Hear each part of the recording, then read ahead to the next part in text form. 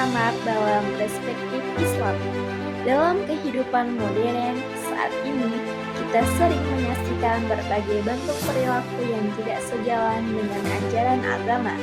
Salah satunya adalah kebiasaan minum khamar atau minuman yang memabukkan.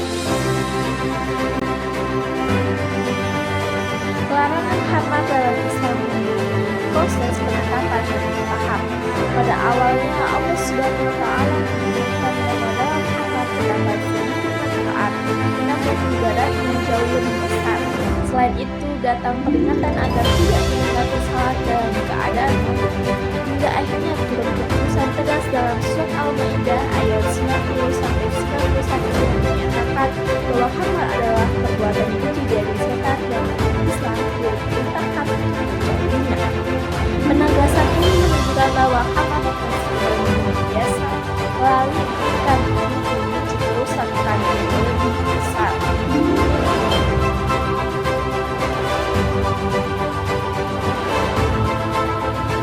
Proses penetapan yang paham.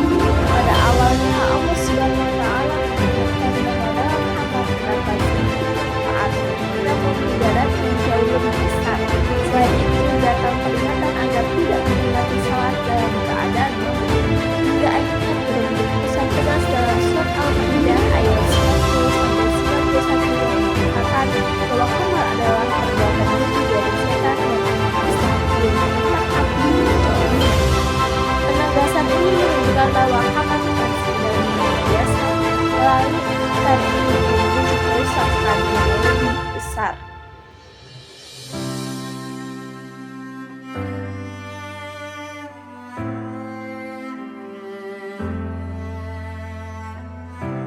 Dari sisi akhlak dan sosial, khamar membawa dampak yang sangat buruk. Seseorang yang berada dalam pengaruh minuman memabukkan kehilangan kesadaran dan kendali atas dirinya.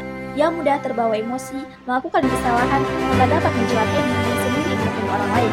Banyak kasus yang terjadi seperti pertengkaran, kekerasan dalam rumah tangga, kecelakaan lalu lintas, hingga tindakan kriminal yang bermula dari hilangnya akal sehat akibat mabuk. Akhirnya juga Nabi Muhammad SAW menyebut khamar sebagai ibu dari segala kejahatan.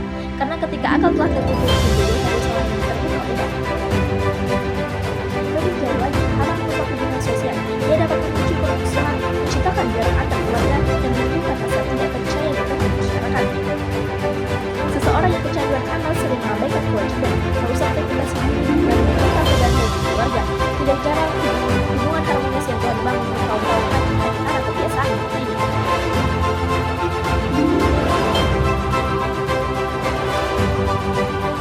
Dari sisi kesehatan, dampak khamar baik Islam dan remeh.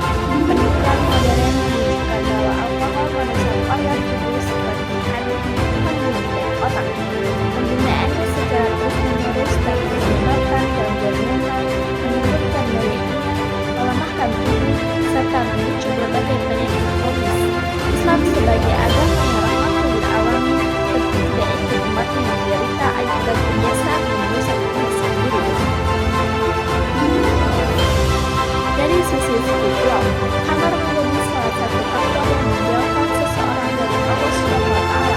Dalam keadaan mabuk, seseorang mudah melalaikan sholat, meninggalkan zikir, dan abai terhadap kewajiban agama. Hatinya menjadi gelap, pikirannya kacau, dan jiwanya jauh dari ketenangan. Padahal, salah satu tujuan agama adalah mengantarkan manusia pada ketentraman batin dan kedekatan dengan Sang Pencipta. Karena itu, menjauhi khamar berarti menjaga kebersihan hati dan memperkuat hubungan dengan Allah Subhanahu wa Ta'ala.